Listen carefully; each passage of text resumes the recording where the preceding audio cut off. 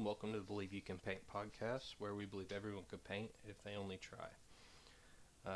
This week we're going to do, oh boy, this guy's name. I think it's Quachil Uttaus, or Quachil Uttaus. He's a Lovecraft mini from Cthulhu Wars by Peterson Games. And I'm just going to go right ahead and say it. I went off track with this mini. He's supposed to be the keeper of the dust, or the treader of the dust is his description. That's some of his nicknames, I suppose. His first appearance is actually in the short story, The Treader of the Dust. And this is one of those situations where I broke the lore and decided to go with what the mini was telling me, more so than what the mini was supposed to be intended as, I think. Most of the representations I see of this, the swirls are all dust and dirt, grime coming up around him, which sounds like it's probably appropriate for the story. I actually haven't read this specific one, but it sounds like that would be what the artist's intention was. Catching back up with the video, what we've done here is we've dry brushed, did some zenithal highlighting, so we got Citadel undercoat in Chaos Black, and then I came back with some Vallejo gray and then a Vallejo white air, and then did that dry brushing there with the P3 Formula White, and that was just to get the highs really white. So as you can see in the top corner, we're running Citadel Contrast Aethermatic Blue through the airbrush. I've been asked a few times, hey, can I run this through my airbrush? Or a couple new people at my local area, they say, hey, have you tried that yet? And my response has been, why would you? It's not intended for that. So it never crossed my mind to do it. I've had it, since the day it came out. It never crossed my mind to do it. And then I was watching some YouTube videos on the train recently, and I saw a girl from she's a big time painter, and she does some really great color blending. That's what she's known for the best, I would say. And if I can find her video, I'll put it in the comments since I'm calling out to her.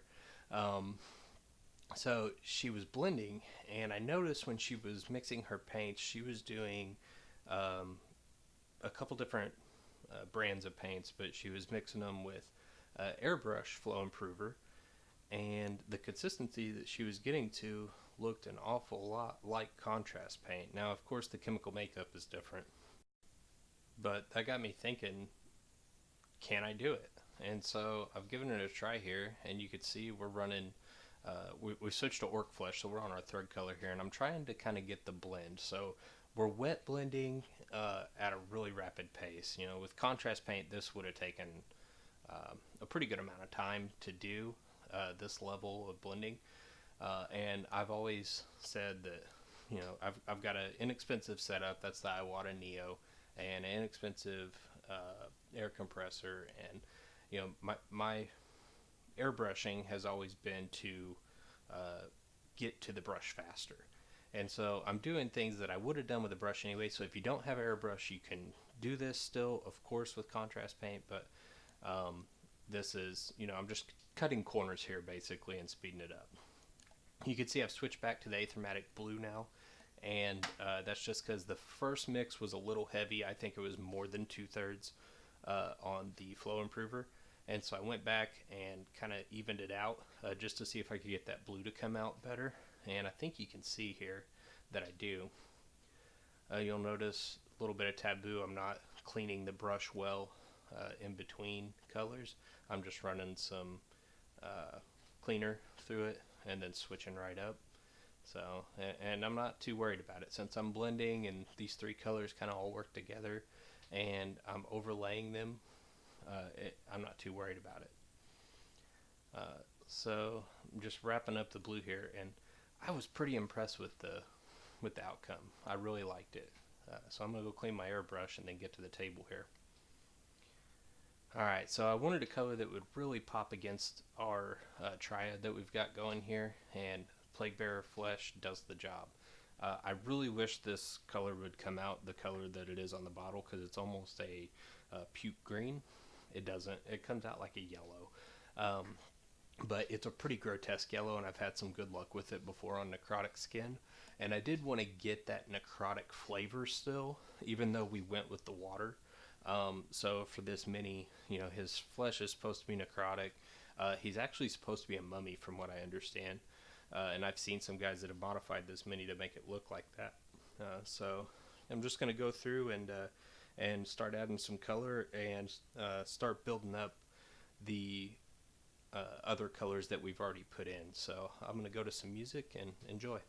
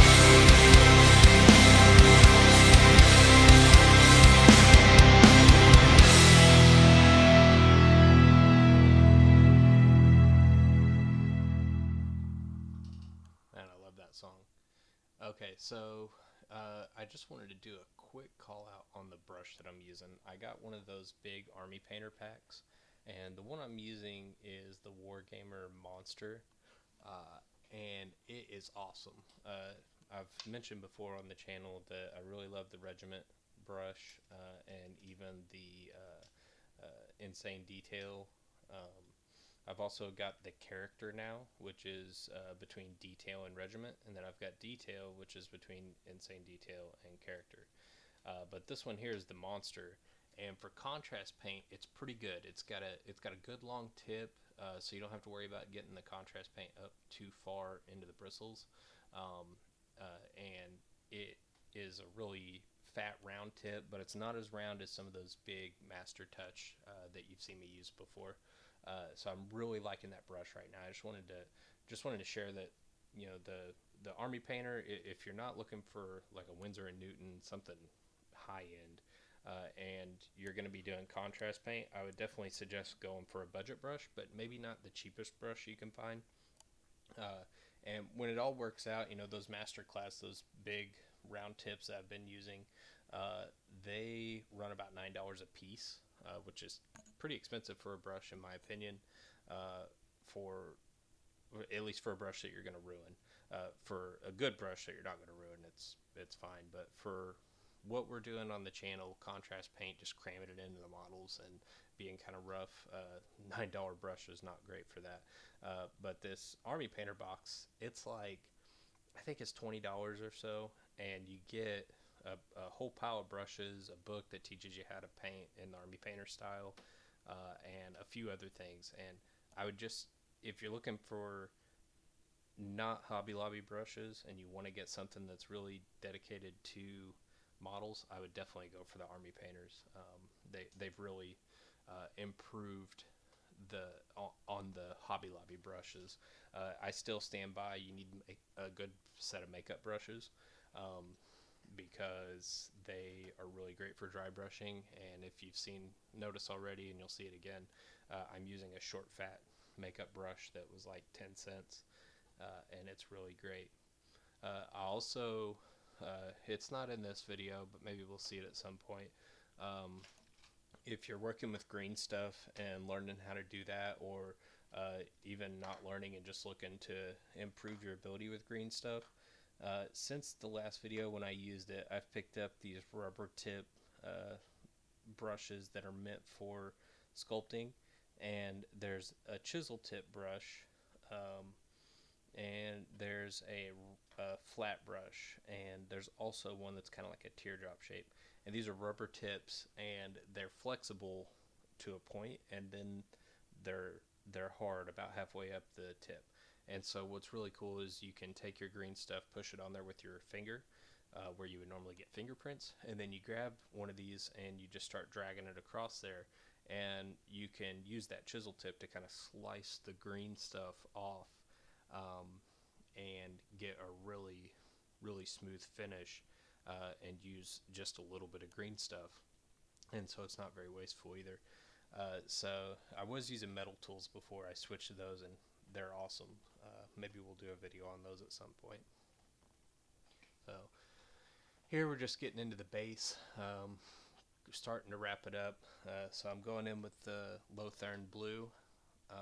You could see, throughout the process, I've been just building those colors up with the contrast paint, kind of layering it. And this is getting more into that color layering technique, or the glazing technique, that some artists are so popular for. And of course, I'm not one of those artists. I wouldn't even count myself as an artist, but I just wanted to show that it's pretty easy and it's doable with contrast paint. So you don't need anything special. You can stick with what we've been doing and just start building techniques with it. At some point, you do have to learn paint, chemical, makeup, and maybe not even the chemical, but at least how to mix it consistently, so that you're getting the same kind of mixture. And they have contrast medium. Maybe that would be a good start, instead of building out other paints. If you went with contrast because you've been following the channel, grab some contrast medium and start thinning it and seeing what happens. Due to their makeup, I've seen a lot of people complaining about, one drop isn't the same in each color. And you're going to have that in general, but it's particularly bad in the contrast paints because they are mixed to a certain consistency and to behave in a certain way. And so as you continue working with them and you start realizing that you're getting inconsistent outcomes, that could be the reason. So we got time for one more song. I'm going to go back and give you a break from my voice, and then we'll come back for the wrap up. Winter is coming, along with the snow. Winter is coming, it's a gradual and slow. It's sad that these two watch froze.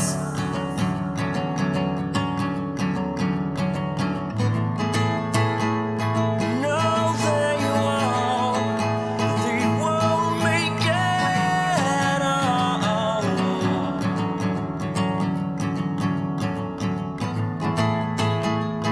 Winter is coming, with sweaters and lost love notes. Winter is coming, bringing what we knew so long ago.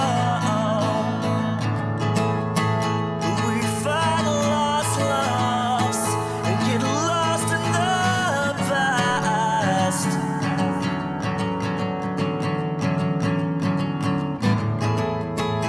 We try so hard, but we know it won't last.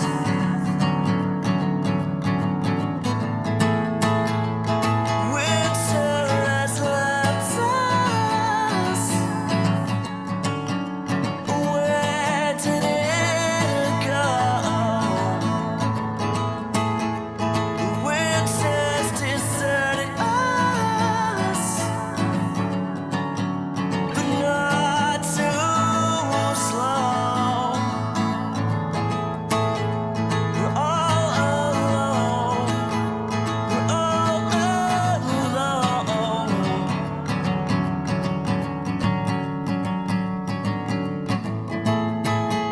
We're all alone. We're all alone.